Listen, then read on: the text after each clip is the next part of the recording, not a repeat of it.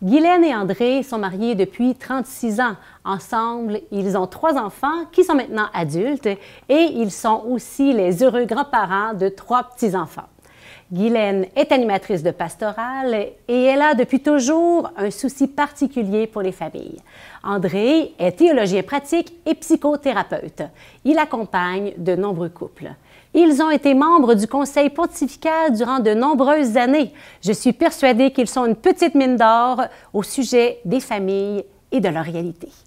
Bonjour Guylaine, bonjour André. Bonjour. Merci d'être avec nous ce matin. Alors, la famille. Si je vous demandais de me décrire la famille en quelques mots, qu'est-ce que vous me diriez? Bien, la famille d'aujourd'hui est complètement différente de la mienne, de mon enfance, parce que nos mamans étaient à la maison et les papas étaient pourvoyeurs. Depuis les années 80 à peu près, la femme est allée sur le marché du travail. Donc, il y a eu comme une réorganisation dans la vie de couple, dans la vie de famille. C'est comme depuis ce temps-là, on dirait que les couples, les familles cherchent à se définir comme famille.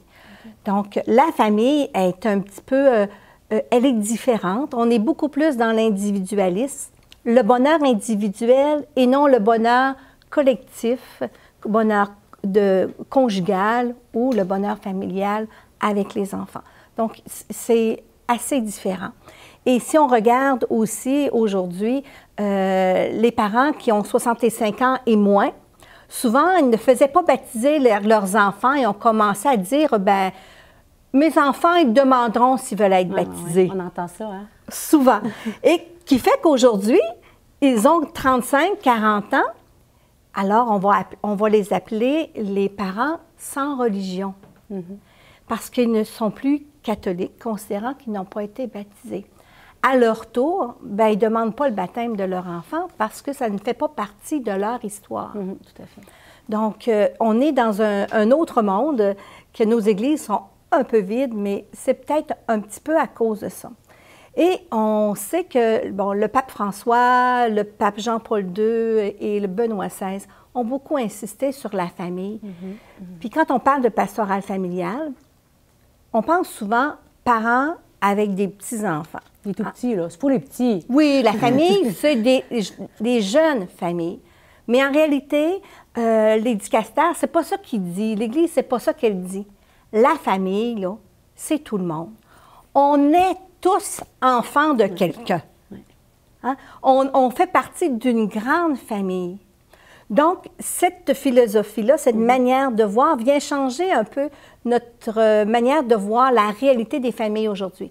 Donc, c'est des 0 à 100 ans. C'est la parenté, hein? C'est la parenté. Même si une religieuse, un prêtre, ils sont membres d'une famille. Donc, s'occuper de la famille, aujourd'hui, dans sa réalité, c'est de s'occuper de tout le monde, de ne pas en oublier. Et justement, pourquoi l'Église parle de la famille comme d'une famille domestique, d'une Église domestique? Hein? C'est une expression qu'on entend parfois dans le domaine catholique.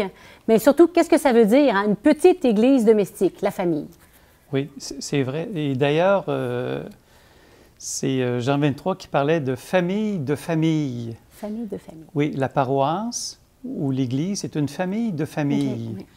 Donc, l'importance de la famille, Benoît XVI en a rajouté. Puis, on peut ajouter que c'est dans ce lieu-là que se fait l'expérience la plus profonde où on est aimé quelque part.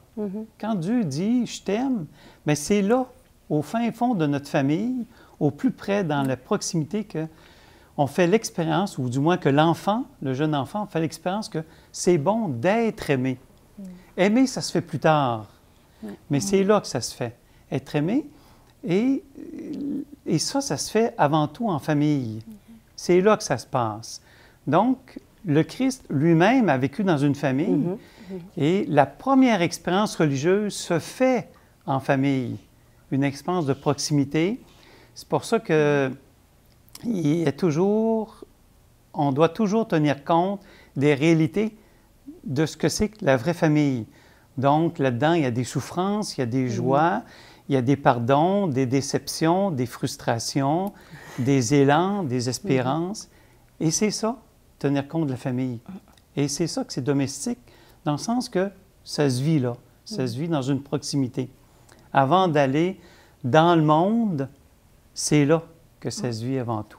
Une Église vraiment domestique. Donc, les parents, la famille comme lieu pour découvrir l'amour de Dieu concrètement. Découvrir et faire l'expérience de. Ah, c'est beau.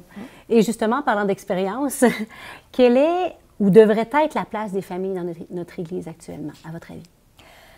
Bien, les familles, ils ont leur place. Je ne parle pas des jeunes familles, hein, je parle de tout le monde. Elle a sa place parce que on s'occupe des personnes humaines. C'est ça l'Église. C'est une famille, là, la famille de famille, ce sont des individus.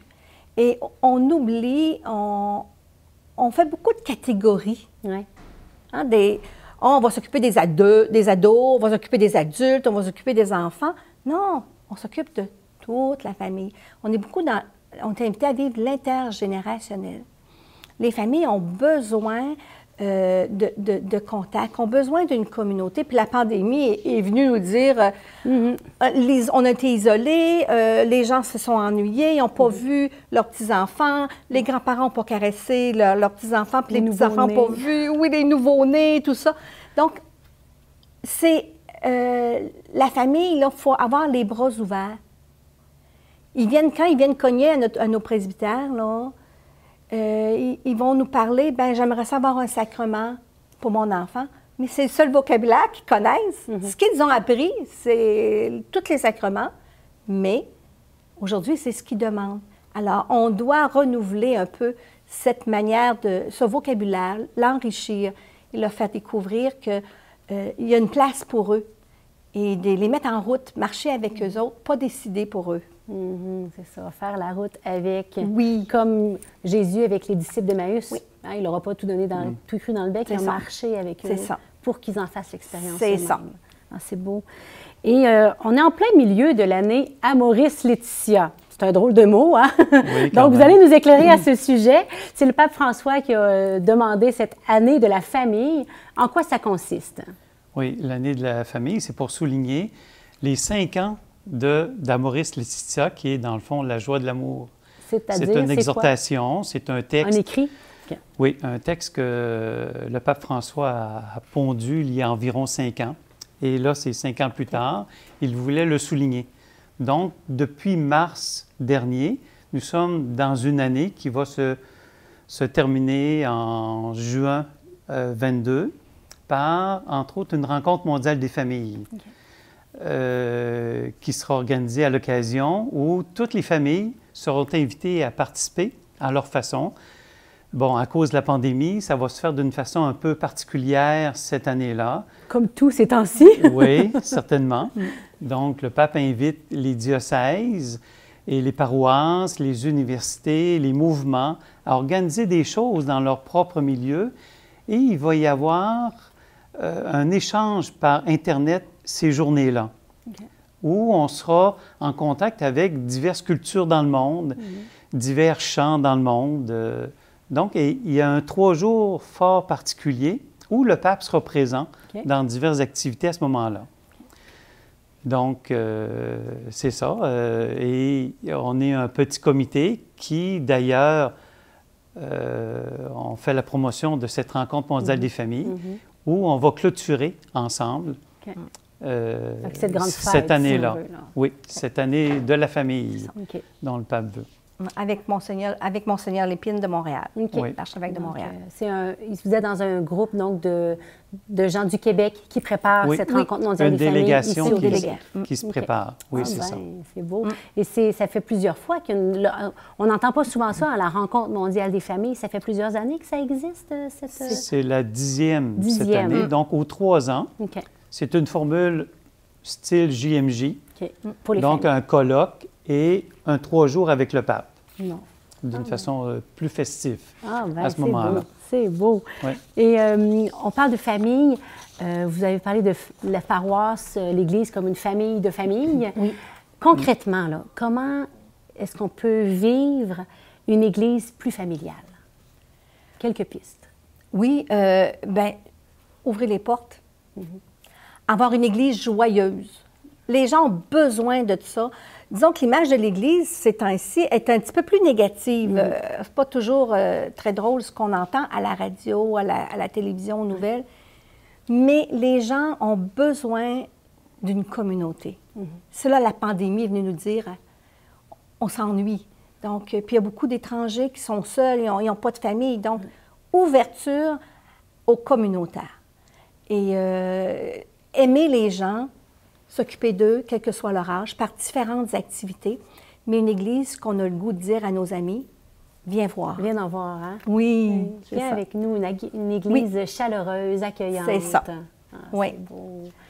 Sortir nos chocolats chauds, notre café, les biscuits, mais c'est ça. C'est ça. Comme Jésus. Partager. Ben, tu sais, moi, je me souviens qu'on était petits enfants, on avait hâte d'aller chez grand-maman parce qu'il y avait des biscuits sur la table de salon tout le temps. C'est vrai, c'est vrai. C'est simple, mais c'est ça. Ça crée des liens.